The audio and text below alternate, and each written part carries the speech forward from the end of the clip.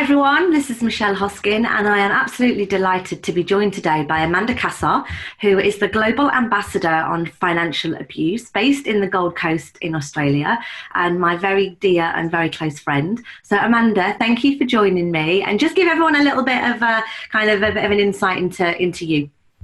Oh, about me. Well, thank you for having me, for starters. I've been in the financial services industry now since 1991, been an advisor since 2001, and just very recently got quite interested in financial abuse when I wrote my first book and had a lady share with me her experience. And it was so far removed from anything I was familiar with that it really piqued my interest. So it's now become a bit of a thing, the financial abuse and the elder abuse space, and not thinking that many advisors really are aware of it or how to identify it or know much about it and what to do if you find it. And sadly, it is becoming more of a thing all the time. And yeah, hoping to raise the bar in financial services when it comes to abuse and how we can help people.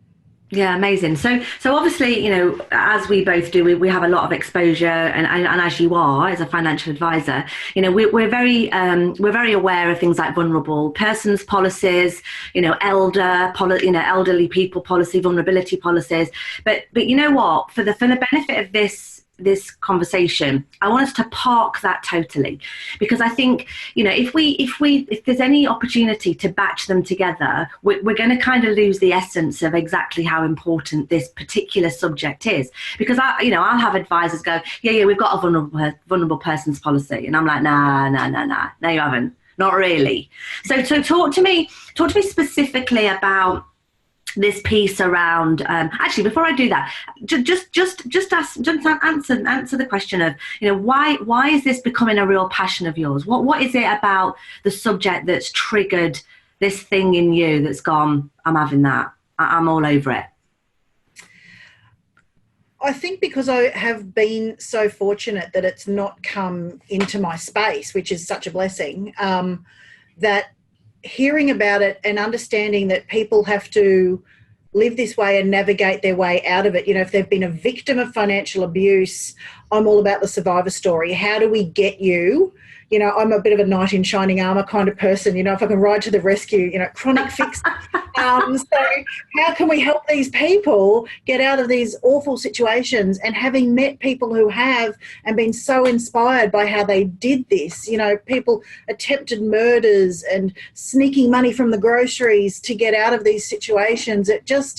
I just really want to, take that out there and show that for those people who are still suffering, there is a light at the end of the tunnel, and hopefully advisors can play a role in that too. Absolutely. So tell me a little bit about the story that featured in your first book, and kind of, because this, for me, knowing you and chatting to you, this was the catalyst, wasn't it? This was so tell us about that story so people can get a bit of a feel for kind of what triggered. Sure. So it was about 2 years ago now, I wrote Financial Secrets Revealed, and the idea behind it was I just didn't want to write another wanky book about how to do a budget, because, that's yeah. I wanted to share people's stories about what motivated them around finance, what lessons they learned from their parents, some of the greatest things they've been taught, from advisors to multimillionaire business people to people living on Social Security, and how they make ends meet.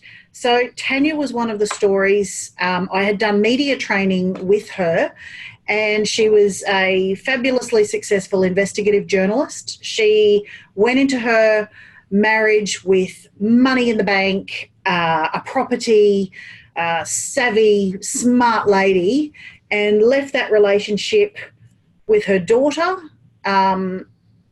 No finances left at all, emotionally a wreck. She ended up with a stroke from the stress. Oh my God.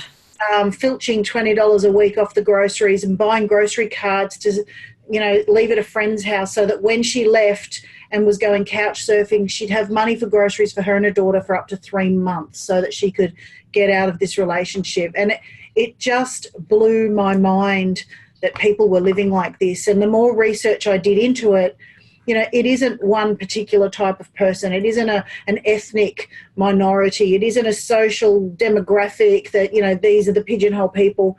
This is global. I've met women who have been oppressed in villages in Uganda, right through to a woman who was taken for 1.4 million with, an attempted murder charge on her ex-husband still. Oh my God. It happens everywhere.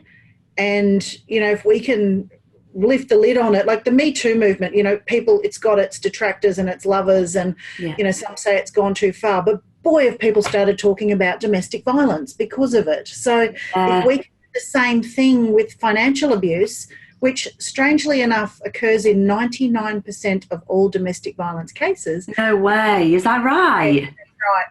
Well, it's the best form of control. Of course. For the where physical abuse is not possible, because there's relationships that, women could equally overpower the men, But in that's interesting. So just tell everybody, the lady that you refer to in your book, what was her job?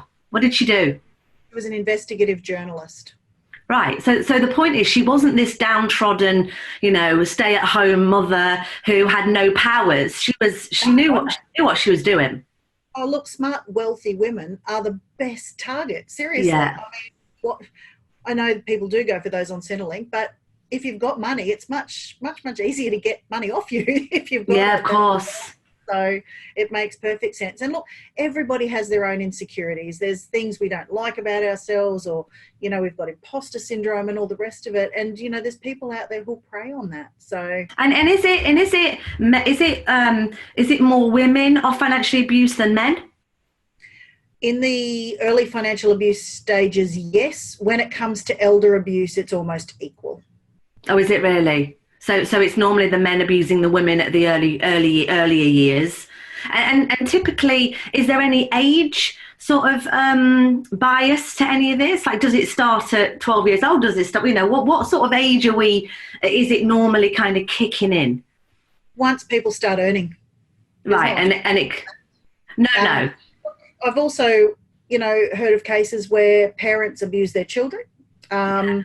So they want their children to earn good money to take care of them, force them to buying them cars, paying their fines.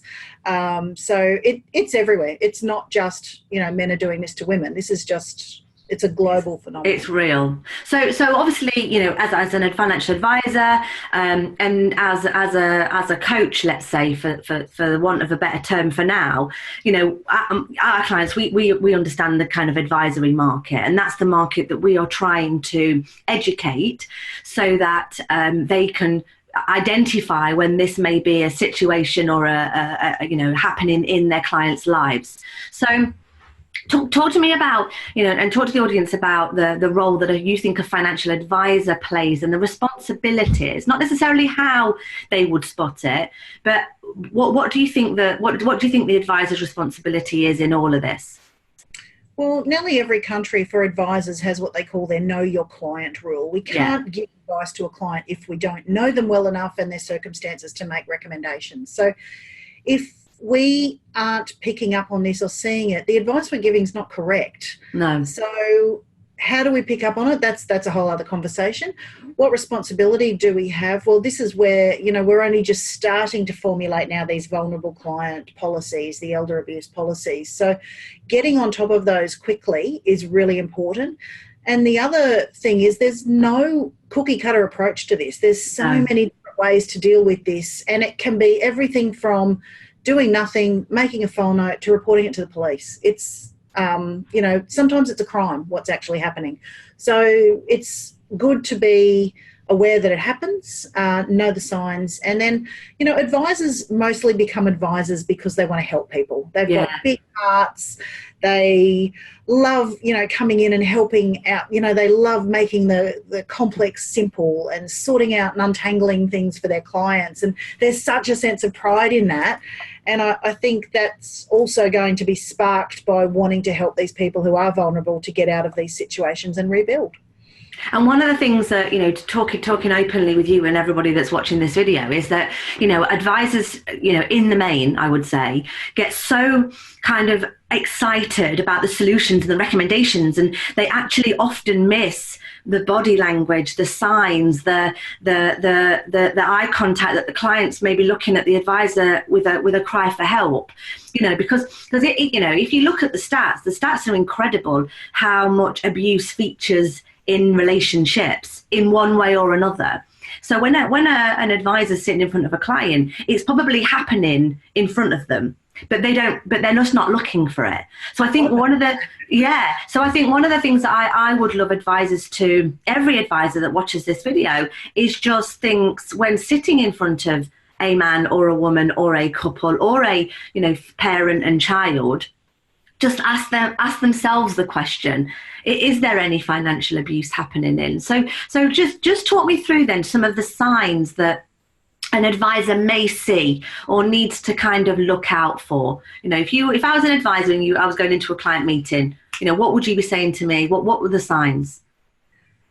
Well, because it's often the woman who's more vulnerable. And look, whoever's the breadwinner, it's usually the opposite. That's just how it works. And look, there's plenty of situations now where the female is the breadwinner.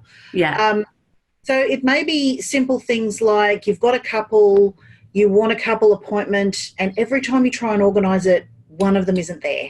Yeah. And the other partner's, she's busy, he's busy, they couldn't make it today, they're happy for me to manage everything. And we're not talking about a couple who, there's usually one person who does manage the finances. There's one who's more savvy. That's just how it works. But when they're repeatedly not there, or if they are there, every time they offer an opinion or a comment that's belittled, or don't worry about what they say, or they're not invited to contribute, put down or put aside, maybe just start thinking, is this right? And start addressing some more questions to that partner. If we're talking an insurance situation and the husband might be, oh, well, I don't want to protect her. She can just remarry. Very flippant, not uncaring almost, that you sort of think, oh, I don't think I'd want a partner who answered quite like that. So just little things that your gut goes, don't think that's right. That's usually the time we need to have a bit more of a question. And what about things like signatures? Because, we're in a very admin-driven, very admin-heavy industry globally, and to get the signatures in and just get the paperwork in is a blessing because clients take so long to sign this stuff anyway. What do you think we can do to almost validate the signing of stuff? Is it a case of checking signatures, maybe having an original on file, and like the banks do, they have an original on file when you open an account? Actually, is it worth doing that kind of thing so you can check the signatures and things like that in case there's forging? That's actually law. We do need to keep photo ID with the signature on file, such as a driver's license. If we then get, the joint signatures on withdrawal forms, we do check. And most of our investment companies or retirement superannuation pension companies won't even process a withdrawal if they're not phoning the couples. If it doesn't match the one they have on file, they make phone calls. And fraud has been uncovered by these double checks now. So I think because again we're just so bogged down with regulation and checks that are forced upon us, things like this, which is non-regulated, to check to see if this financial abuse is not a regulatory requirement. It sits in the best practice. So let's imagine that there's an advisor sitting in front of a client or clients, whether it be children, parents, whatever, and there's an inkling, the advisor's got a thing going, something's not right, regardless of what it is. Actually, they should follow that up, shouldn't they? So what if they're sitting in a meeting, you mentioned there about directing questions to the woman or the husband or whoever it might be, what's kind of the next suggested step? Depending on how you feel after that appointment, it may be a case of within a couple of days following up with the partner directly, making that direct phone call and just saying, look, I wasn't really comfortable with the answer to that question the other day, or I didn't really get your take on the situation. I just wanted to clarify some items.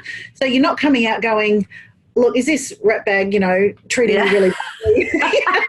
Definitely, some tread lightly.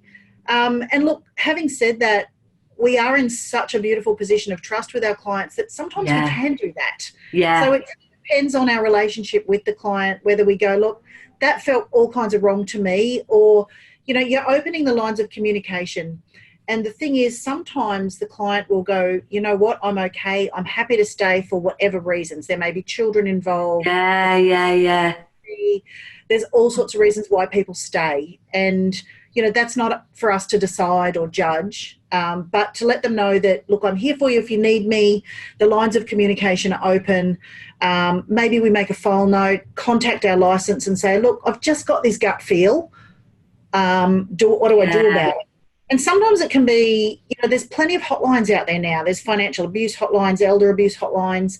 Maybe even make a phone call to a hotline and say, look, anonymously, this is something I've witnessed. Should I be concerned? Yeah. Are available to me? Are there places I can report if it goes next level?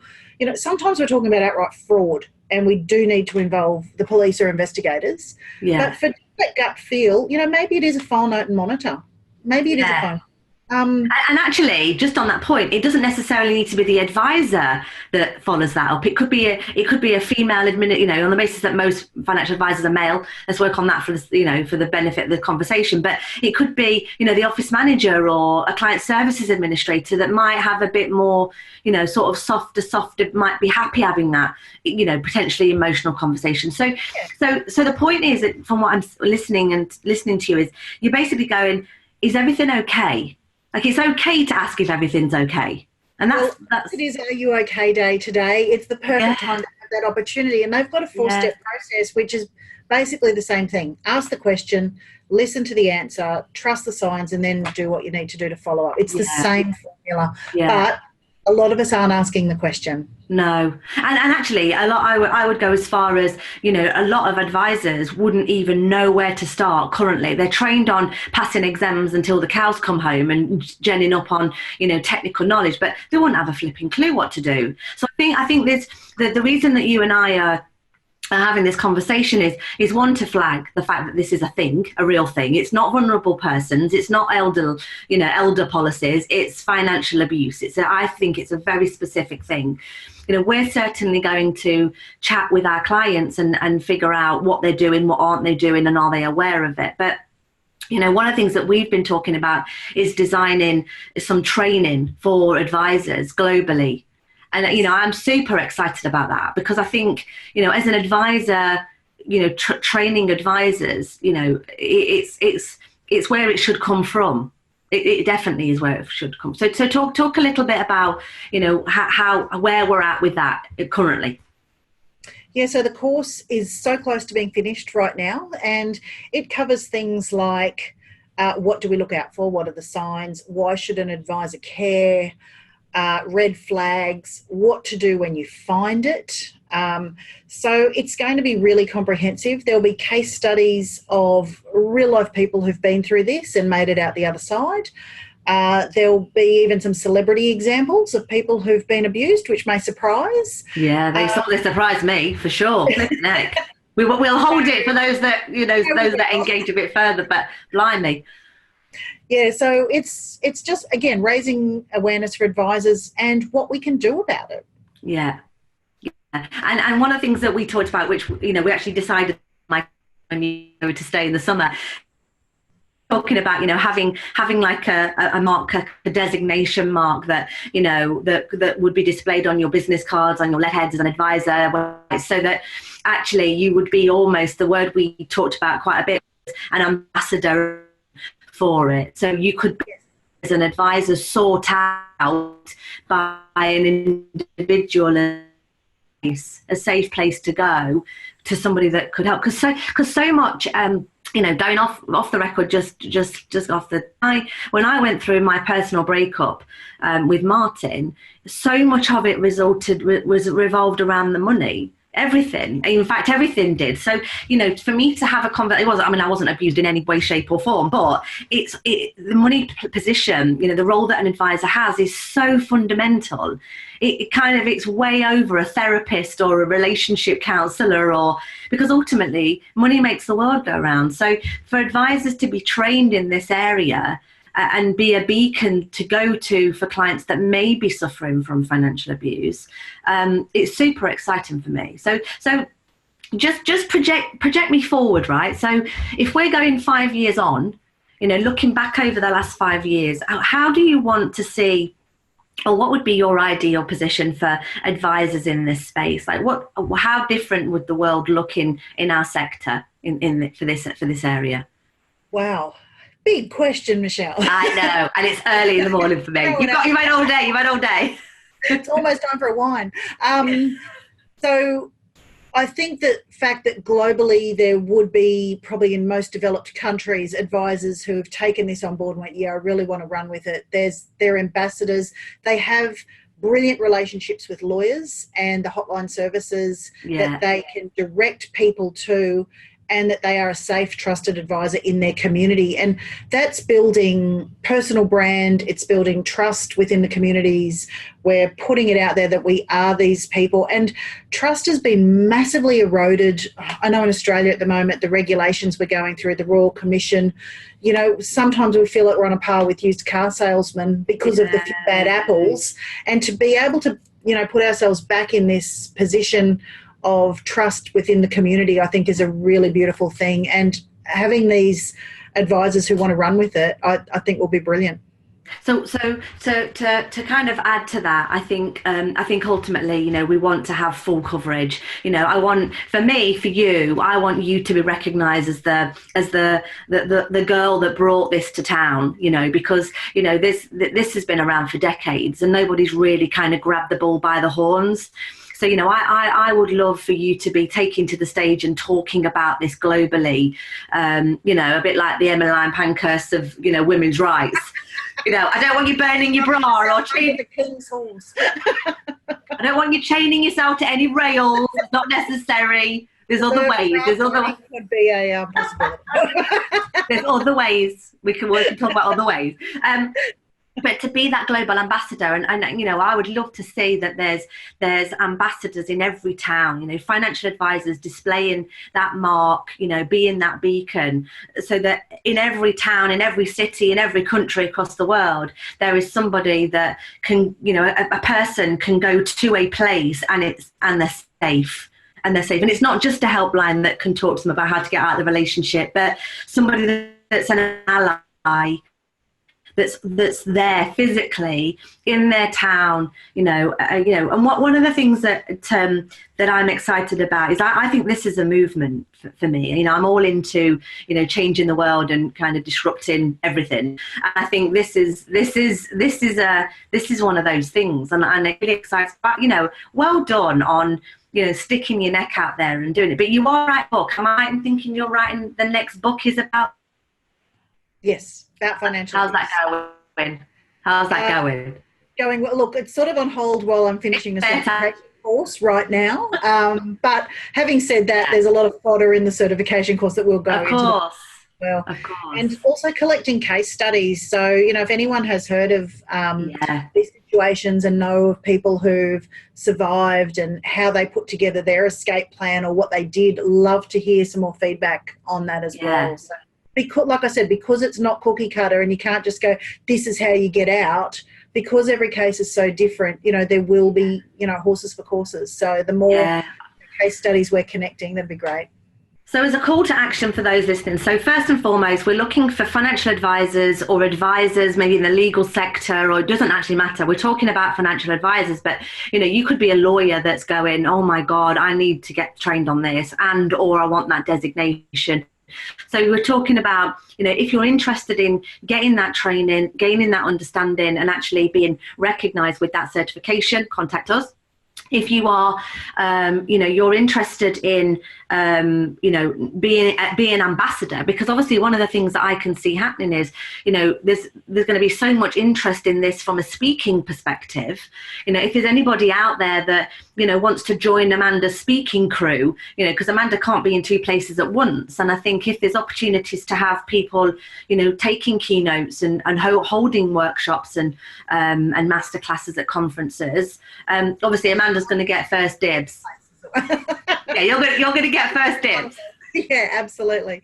And if it's in the UK, you're definitely coming, because that's fine. Yeah, she's in Australia. no worries.